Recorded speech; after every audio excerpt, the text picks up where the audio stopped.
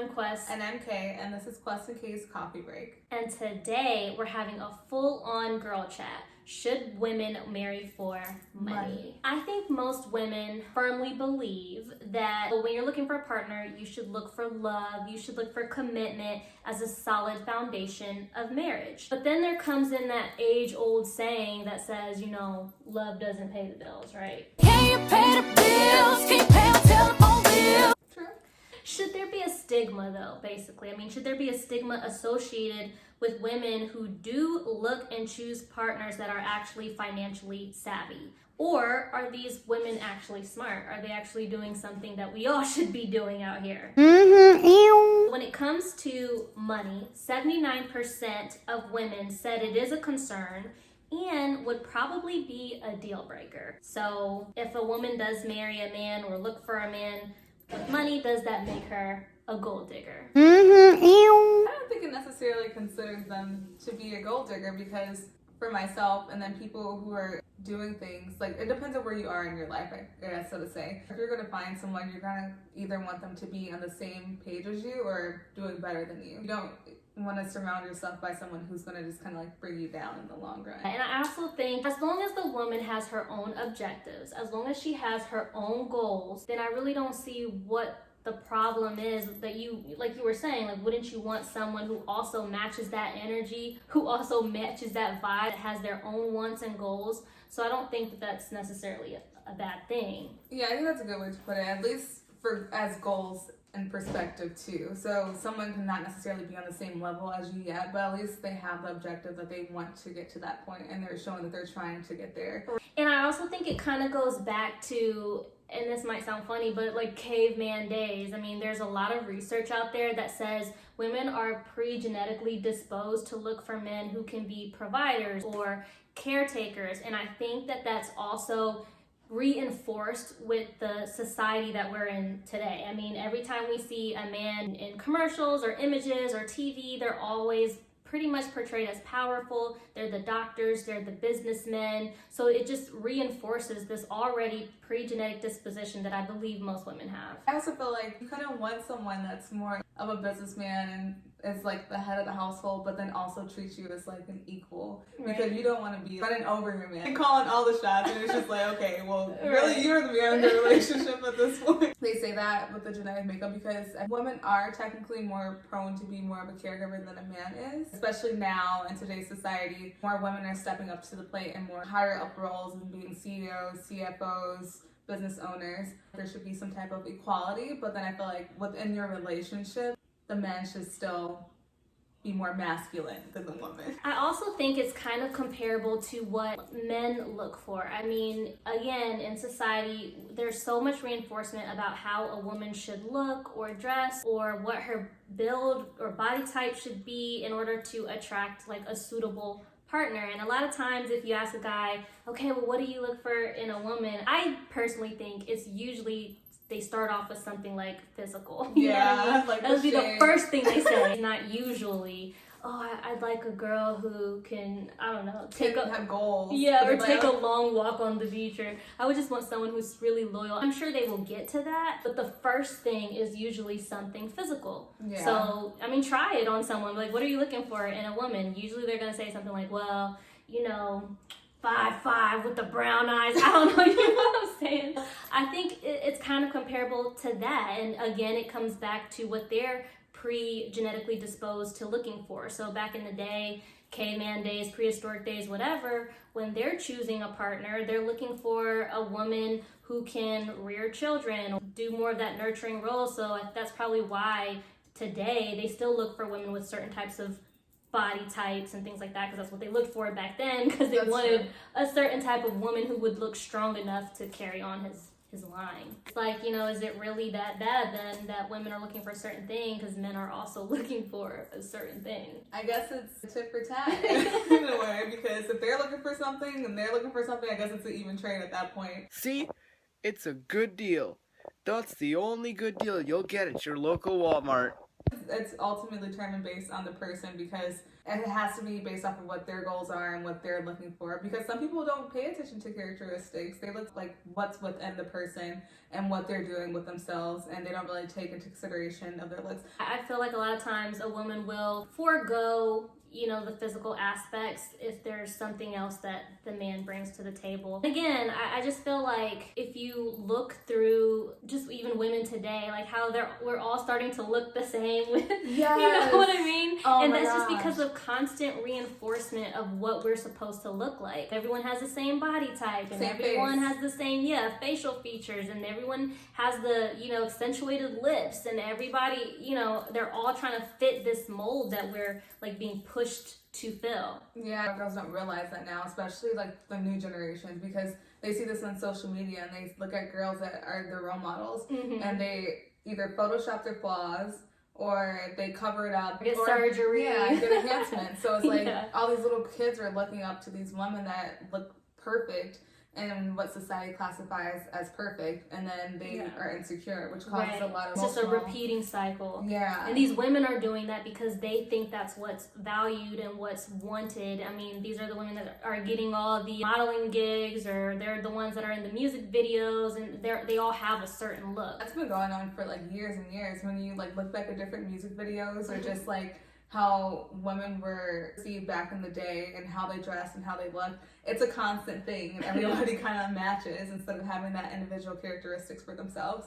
I guess the only thing you can do to change it is be yourself. Be yourself. Yeah. I guess at the end of the day, the reason why some women probably look for those characteristics in a man is because the gender gap within society everywhere within the world. It's not just in America and the US, it's across different countries, and it's been a big thing. And women and men are going to interviews. That's not something that we go into the interview as an expectation or something to consider as a thought, but on the back end, HR, that's what's happening. Yeah. The gap in the United States is a ratio from male to female, 81% to 82% of the average man's salary. So that's a whole like 20, Yeah, that's almost 20% gap between the two. That's a lot, especially if you're a single mom or you're just an independent woman by yourself, not having that additional support system of a male. And just because they're independent, that still doesn't take away from the fact that a lot of women, because we are nurturers usually by nature, they're still taking care of family members. Like you have,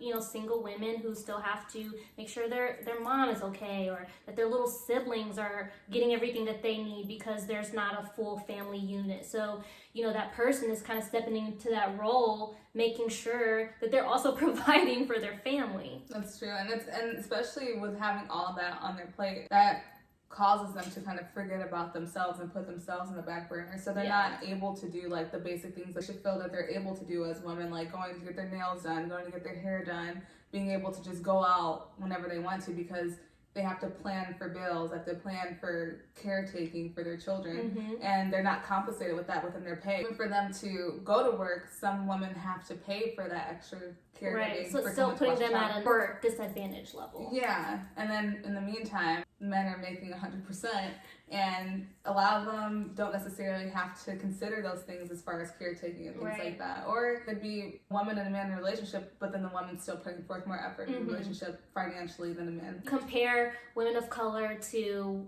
you know, white women or Asian women, Hispanic women. They're just at the very bottom of the totem pole when it comes to wage disparity. We have to do better in America. There are some countries that have been trying so desperately to shrink, you know, the wage disparity. One place we like to point out is Rwanda. So there is still disparity there, but women in Rwanda earn 0.88 on the dollar for every dollar men earn. So it sets their gender pay gap at just about 12%. And one good thing that their parliament did is that they enforced at least 30% of women in decision-making roles at all levels of government. That's awesome, because that is an actual quota that they have to fill, as opposed to we don't have anything like that necessarily. No, not in the U.S. Today, Rwandan women hold 61% of the seats in parliament, which is the highest in the world. Round of applause. Let's just give that to you for a moment. I feel like, especially thinking about countries like Africa and things like that, people don't put that into perspective. What they're actually doing, they just kind of think of it just being like this poverty-set country.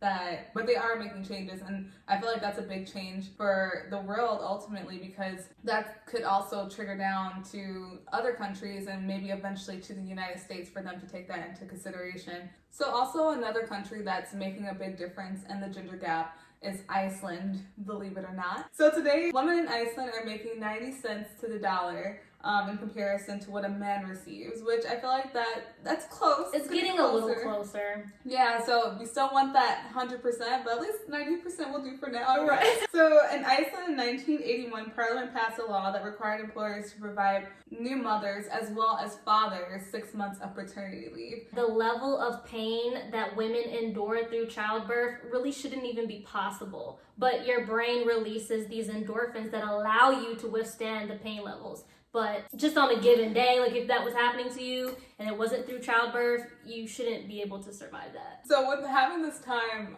I guess, away from work makes it a lot easier for that gap to close, because when a woman's out for 6 weeks or even 6 months and the man's still working, that's still putting a woman behind, because she's spending all this time dedicated to her child, taking her time away from her work. career. Yeah. So it causes giving her like a negative stigma for doing that as well, probably, even though they're not going to say it because you're entitled to that time. Yeah. But still, they're like, oh, she's off, when the guy who might have just had a new baby, he's back in the office, putting in work. So the question today is, will that gender gap ever close? We want to see your guys' opinions, so go ahead and comment that in the comment section down below. I don't know if it will happen in our generation. I don't think that it will happen in our generation, but there's always hope that someday it will be equal and that gender gap will close. So ultimately, there may never be a close within the gender gap, but I feel like, especially in today's society, just how it was historically, we have to make a difference ourselves, because we can't just sit back and wait for that change to happen. You can't just rely on change to happen. You have to make change happen. But at least we can say, until this day, there are women advocates that are speaking up for women's rights, and they are in high positions politically and within the government. So it is a continuous change that they're trying to continuously make, and there are a list to say. Women's rights activists have continued to fight for full-fledged equality, from voting rights to fair treatment in the workplace and the pursuit of reproductive and sexual freedom. One, to say the least, would be Hillary Clinton. She did go to Yale and she majored in children's study. She also went to Wesley College and went to Yale again for law school. So nice. Hillary Clinton was elected for U.S. Senate in 2001, where she became the first American lady to win the public office seat. In 2016, she became the first woman in U.S.